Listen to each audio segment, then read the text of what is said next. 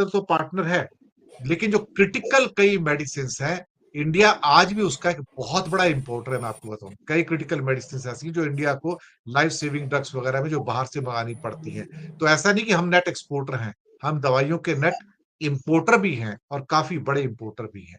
विनय ठाकुर जी, मैं आपकी भी विस्तारित टिप्पणी चाहूंगा।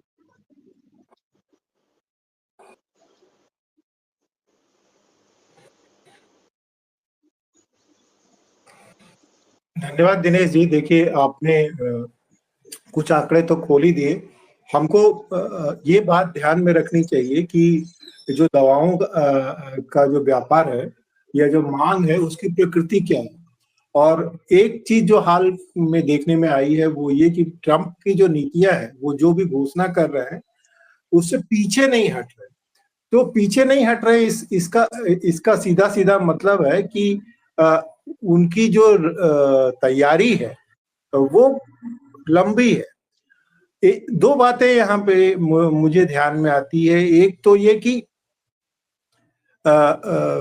कि जो जिस तरह की जो राजनीतिक विचारधारा है और जिस तरह का कैंपेन है, अगर आप देखेंगे तो ट्रंप साहब की और मोदी साहब की एक ही तरह की है। वो भी व्हाइट सुप्रीमेसिस्ट है और ये भी राइटिस्ट है। उनके यहाँ भी ये जो चाय पे चर्चा वाला जो मॉडल जो है वो उधर से ही आया है। यहाँ का ओरिजिनल प्रोडक्ट नहीं है, ये उधर से ही आया है।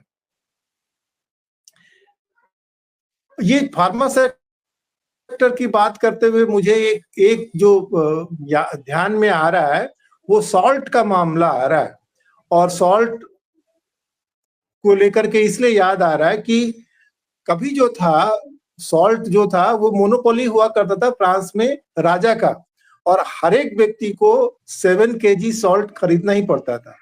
और जो टैक्स वाले लोग जो होते हैं उनकी खास नजर उन चीजों पे होती है जिसकी मांग जो होती है वो फ्लेक्सिबल नहीं होती है, जिन पर उनका मूल्य का प्रभाव नहीं पड़ता।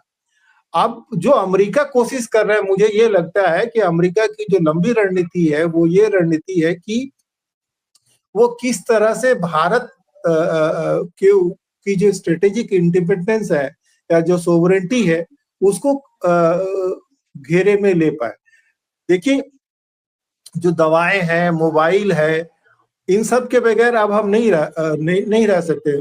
पहले जैसे चाय, सिगरेट, ये सब जब हिंदुस्तान में नहीं थी तो शुरुआत में उसको काफी कम दामों पे लोगों में प्रमोट किया गया, और जब एक बार लोगों को उसकी आदत लग गई तो उसके बाद उसका दाम बढ़ाया गया। अब मुझे लगता है कि शायद अमेरिका वाले तो अपने यहाँ लंबा लंबा स्टॉक रखते हैं। जैसे पेट्रोल का ही है तो 100 सालों के उनके जो कंजम्पशन हो वो अपने पास स्टॉक करके रखते हैं। अपने यहाँ उनके पेट्रोल होने पर भी वो दूसरे के यहाँ से इंपोर्ट करते हैं। अब ये फार्मा सेक्टर में ये बात सही है कि अगर यहाँ से ये कंपनियां वहां चली गई तो छोटे छोटे दौर में ये बात तो ठीक है कि अमेरिकी उपभोक्ता जो है उसको दाम की मार पड़ेगी। पर थोड़ा अगर हम उसको लंबा खींच करके देखें और उस स्थिति की कल्पना करें जब उन दवाओं की जिनकी हमको आदत पड़ चुकी है वो दवाएं अब अमेरिका से आ रही है और हम खरीदने को बाध्य हैं। देखिए, जो जिस हिसाब से आर्थिक फिलॉसफी बदली है, स्टेट का नेचर बदला है, हम बहुत खतरनाक दौर में जा रहे हैं जहाँ पे अस्पताल और डॉक्टर जो है अब वो सोशल रोल में नहीं है। अब वो जो है बिल्कुल जो है मोनोपोली चाह रहे हैं। आप देखिए, ये जो निजी अस्पतालों में जब जाते हैं तो किस तरह से जो जो पेशेंट होते हैं उनको बिल्कुल कैप्टिव कंज्यूमर की तरह देखते हैं उनको, चाहे दवाइयों की बात हो चाहे उनको ट्रीटमेंट की बात हो। ऐसी स्थिति हो जाती कि कई बार जो है पेशेंट, जो जिस तरह से दुबे सर ने कहा कि पेशेंट को छोड़ा नहीं जा रहा है। मुझे भी याद है एक हमारे मित्र की, उनको कहा गया कि 14 लाख में जो है बिल्कुल पेशेंट आपका ठीक हो जाएगा, ऑपरेट किया गया, और ऐसी हालत हो गई कि 60-70 लाख खर्च करने के बाद पेशेंट की हालत पहले से बुरी हो गई। ये सब बात मैं इसलिए कह रहा हूं कि जो नेचर जो बदल रहा है स्टेट का, स्टेट की जो पहले जिम्मेवारी होती थी स्वास्थ्य को लेकर के, और जो जो स्थितियां थी कि भारत में जिस ढंग से इलाज सस्ता था, डॉक्टरों का निर्माण पर जो खर्च था, इसका फायदा उठाने के लिए जो यूरोप और अमेरिका से मेडिकल टूरिज्म यहाँ शुरू हो गया कि वहां से लोग आते हैं सिर्फ इलाज के लिए, और उनका खर्चा जो जो बच जाता है उसमें वो घूम फिर करके भी यहाँ से वो चले जाते हैं।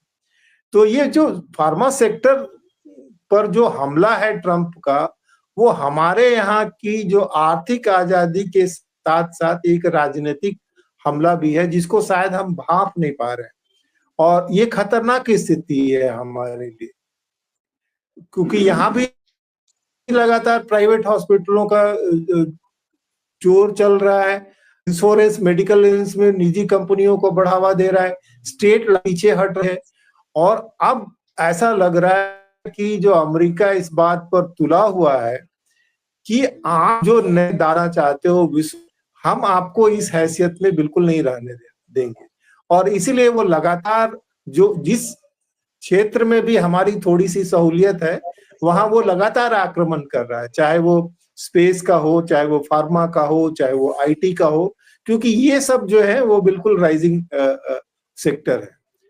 तो फार्मा सेक्टर पे 100% टैक्स लगाने से जो है ये इरादा उनका साफ झलकता है कि वो क्या करना चाहते हैं। हमारी चिंता ये है कि हमारे राजनीतिज्ञ क्या कर रहे हैं, हमारे राजनीतिज्ञों की कितनी तैयारी है कि वो जो एक लंबे रणनीति के तहत जो हमको घेरना चाहते हैं, अमेरिकी कंपनियां यहाँ से मुनाफा कमा करके एक मोटा फिनेंशियल कुशन लेकर के अमेरिका चले जाएंगी, और कल को हमको अमेरिकी दवाइयों पर निर्भर करना पड़ेगा, जिसके लिए हम बहुत मोटी कीमत देने को मजबूर होंगे। वो स्थिति कैसी होगी दिनेश जी?